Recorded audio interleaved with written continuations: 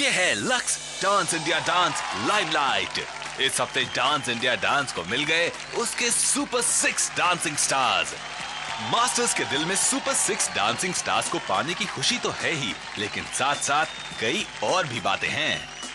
बड़ा अच्छा लग रहा है कि सुपर 6 के सुपर 3 मेरे पास हैं। गर्व की बात महसूस कर रही हूँ। मेरे एक कंटेस्टेंट रह गया, बट मेरा कहना यह है कि भाई जीतने के लिए तो एक ही आदमी चाहिए ना। इस बार मुझे लगता है कि शक्ति अमर अगर जीतते हैं तो ट्रूली वेल डिजर्व्ड है। ये सवाल कभी ना कभी तो उठना ही था कि ऐसा क्यों है कि आपके पास 3 हैं, रेमो सर के पास 1 ही है। I think as a dancer wise मेरे कंटेस्टेंट बहुत स्ट्रांग थे। As a connect wise I think लोगों के साथ कनेक्ट नहीं हुए इस बार। गब्बर आज कहाँ बैठा है और वो देखो मौसी को खिलखिला कर हंस रही है। कुछ भी हो सकता है, फैक्टर्स कई हो सकते हैं। कंटेस्टेंट्स की popularity. Dharmesh is very popular. Dharmesh is given a lot of focus to connect with the audience.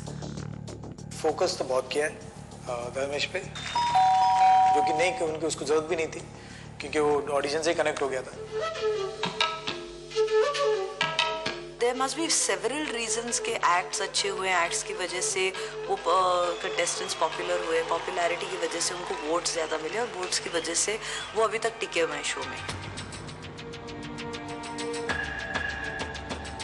I feel a lot of time is given for Dharmesh. थोड़ा फोकस उस पर ज़्यादा किया गया है। अगर मुझे लगता है कि जेन्युइनली उस बंदे के ऊपर किसी ने कहा कि ये अच्छा नहीं है या जो उसने परफॉर्म किया है वो अच्छा नहीं है, तो मैं सर झुका के मानने के लिए भी रेडी हूँ। लेकिन अगर मुझे लगता है कि मेरे कंटेस्टेंट को अननेसेसरली कुछ बोला गया है तो डिफेंड करना भी गुरु का फर्ज ही होता है। Actually I am very happy कि इन्होंने समझा कि ये कंटेम्प्रेरी है, हालांकि ये है नहीं। It was free style. जहाँ तक प्रॉप का इस्तेमाल है, आई tried to do as much as possible, लेकिन अगर आप दिखा दो मुझे कि क्या हम एक्चुअली और कर सकते थे with it। If you compare Dharmesh with शक्ति एंड पुनीत, दोनों ने कंटेम्प्रेरी इस लेवल पे किया है जो मुझे नहीं लगता किसी ने किया होगा।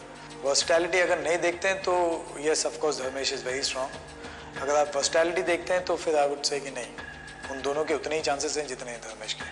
अननेसेसरी जो कंटेस्टेंट बैशिंग होती है वो शायद इसलिए होती है क्योंकि you insecure about losing that promise that you made to your contestant. मुझे ना ही पॉइंट आउट करने की जरूरत है कि मैं कि ऐसा पॉइंट करूं कि ऐसा हुआ था तब ऐसा हुआ, ऐसा हुआ तब ऐसा हुआ। इमोशनल अत्याचार तो होते हैं, एब्सोल्युटली होते हैं। अब सुपर 6 में आने के बाद यही होना चाहिए कि आप टोटलिटी में देखो कि ये परफॉर्मर किन हदों को पार कर गया है और क्या वो रियली डिजर्व करता है टॉप 4 में आने के लिए। मेरे हिसाब से टॉप 4 में होने चाहिए Shakti, Amar, Dharmesh and Punit. I think my 3 should be in the top 4। बाकी जो जनता डिसाइड करेगी उसमें से एक कोई आ जाएगा। No doubt that Shakti, Dharmesh are very strong, but if you ask me, Puneet is equally strong. Shakti जहाँ तक आप डांसिंग कहते हैं तो ठीक है, डांसिंग करती है, बहुत अच्छा करती है। धर्मेश एज पॉपुलैरिटी डांस करता है, पॉपुलैरिटी भी बहुत है उसकी, वो भी अच्छा है। पुनीत वर्सटाइल है। जहाँ तक हम लोग डांसिंग स्टार ढूंढते हैं तो वर्सटैलिटी वहाँ पे मालूम पड़ती है। तो मुझे नहीं लगता पुनीत ने कोई भी कसर छोड़ी है उसमें। पुनीत आए थे, ये हमने देखा था कि वो शायद कंटेम्प्रेरी में माहिर है, लेकिन उनको पसंद हिप हॉप था। तो इन 2 स्टाइल्स के अलावा I have not seen him do any other than that. So why can't a boy do classical, why can't a boy do folk, और ये चीज़ें मैंने अभी तक देखी नहीं है इनमें। तो मैं उम्मीद कर रही हूँ कि जब जनता देखेगी तो यही देखेगी कि कौन कितने पानी में है, कौन कितना ऊपर है, कौन किसने कितना ज़्यादा स्टाइल वैरायटी दिखाया है और कौन एक्चुअली स्टार बनने लायक है। मैं कहूँगा कि ये शक्ति की जीत है विथ हर टैलेंट। कोई इमोशनल स्टोरी ना लेकर, कोई इमोशनल अत्याचार ना लेकर, ऐसा कुछ ना करते, सिर्फ डांस पर उसने जोर दिया है और सिर्फ डांस ही उसकी ज़िंदगी है। आई स्टिल थिंक कि अगर उन्होंने ज़्यादा दिखाया होता अलग स्टाइल्स में कुछ करके, तो मैं समझती हूँ कि I would have thought they are versatile as well. मैं अब भी समझती हूँ कि Shakti needs to show her versatility. Dancing होगा तो शक्ति और पॉपुलैरिटी होगी तो धर्मेश, तो बाकी सारे कंटेस्टेंट क्या कर रहे हैं बेचारे?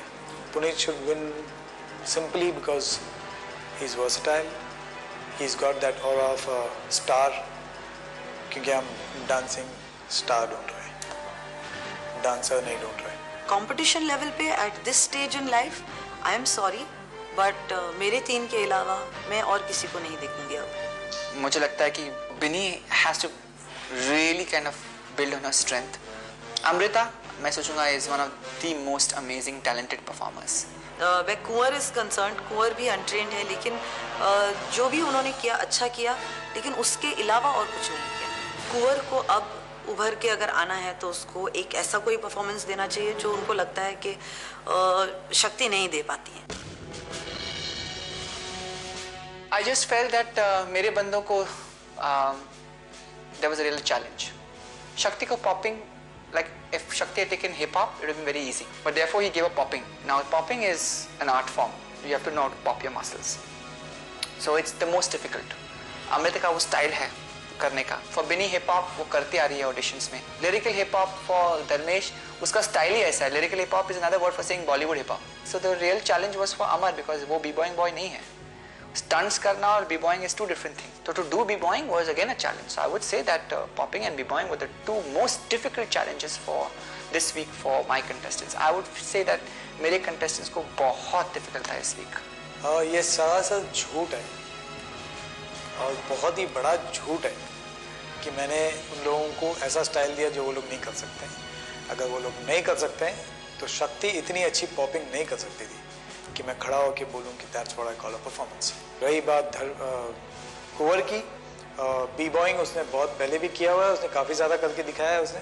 और रही बात धर्मेश की कि लिरिकल हिप हॉप क्यों दिया जबकि वो ये कर सकता है, तो जैसे मिथुन दा ने कहा कि तुम वही चीज़ करो लेकिन उसको एक स्टेप ऊपर लेके जाओ, तो मैं देखना चाहता था कि वो एक स्टेप कितना ऊपर लेके जाता है, 1 स्टेप ले जाता है या 2 स्टेप ले जाता है या 10 स्टेप लेके जाता है ऊपर। तो मैं ये देखना चाहता था कि वो कितना स्टेप ऊपर लेके जाता है।